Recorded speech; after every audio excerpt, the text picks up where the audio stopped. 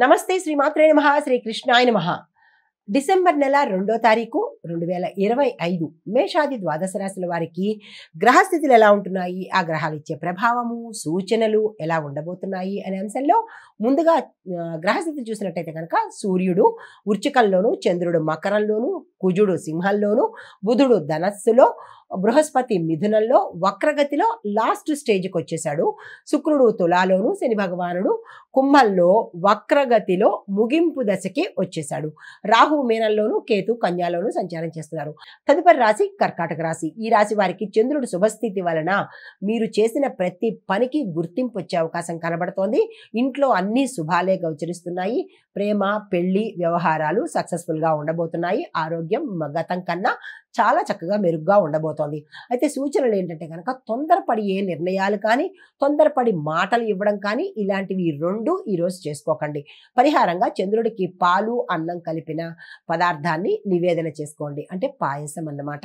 అయితే అదృష్ట శాతం 80%, కలిసి వచ్చే రంగు సిల్వర్ కలరు, కలిసి వచ్చే సంఖ్య 2, కలిసి వచ్చే వారాలు సోమవారము, మంగళవారము. తదుపరి రాశి సింహరాశి. ఈ రాశి వారికి కుజగ్రహ శక్తి చాలా బలంగా ఈరోజు ఉన్నది. అయితే ధైర్యవంతమైన పనులన్నీ మీరు ఏది చేపట్టినా సక్సెస్ అయ్యే అవకాశాలు ఉంటాయి. ఆ పనులు ఏమిటి అనేది మీకు తెలుస్తుంది కాబట్టి వాటిని చేసే ప్రయత్నం చేసుకోండి, సక్సెస్ అయిపోతారు. అయితే ఉద్యోగ అవకాశాలు వస్తాయి. తర్వాత సీనియర్స్తో వారితో మీ మాట ముచ్చట్లు, అంటే మీరు మాట్లాడే విధానం కానీ, వారితో కలిసి తిరిగే విధానం కానీ కొంచెం జాగ్రత్తగా మసులుకుంటే మంచిది. అయితే ఆర్థికంగా చాలా చక్కగా ఉండబోతోంది. మీకు చెప్పదగిన సూచన ఏంటంటే కనుక అహంకారము, ఈగో ఈ రెండు ఈరోజు నియంత్రించి కంట్రోల్డ్గా ఉండే ప్రయత్నం చేసుకోండి. పరిహారంగా సూర్యనారాయణమూర్తికి అర్ఘ్యాన్ని ఉదయం పూట ఇచ్చినట్టయితే కనుక మంచి జరిగే అవకాశం కనబడుతోంది. అయితే అదృష్ట శాతం 83, కలిసి వచ్చే రంగు గోల్డ్ కలరు, కలిసి వచ్చే సంఖ్య 9, కలిసి వచ్చే వారము ఆదివారము. తదుపరి రాశి కన్యారాశి. ఈ రాశి వారికి కేతుగ్రహ ప్రభావం వల్ల మీ యొక్క ఆలోచనలు చాలా ఎక్కువగా ఉంటాయి.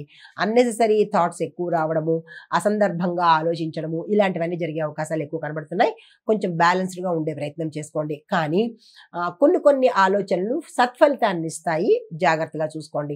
డబ్బు వచ్చినా కానీ ఖర్చు కూడా అదే రీతిలో అయిపోతుంది. 10 రూపాయలు డబ్బు వచ్చిందంటే మళ్ళా 10 రూపాయల ఖర్చు కూడా కనబడుతుంది. ఈ విషయంలో బ్యాలెన్స్డ్గా ఉండే ప్రయత్నం చేయండి. కుటుంబంలో శాంతియుత వాతావరణం ఉంటుంది. దీంతో పాటు గతంలో ఏవైనా ఆగిపోయిన పనులు కానీ, ఆగిపోయిన కార్యాలు కానీ ఉంటే, అంటే శుభకార్యాలు కానీ ఏమైనా ఉంటే అవి తిరిగి ప్రారంభించడానికి ఈరోజు చాలా చక్కగా ఉండబోతోంది. ఆ దిశగా ప్రయత్నం చేయండి.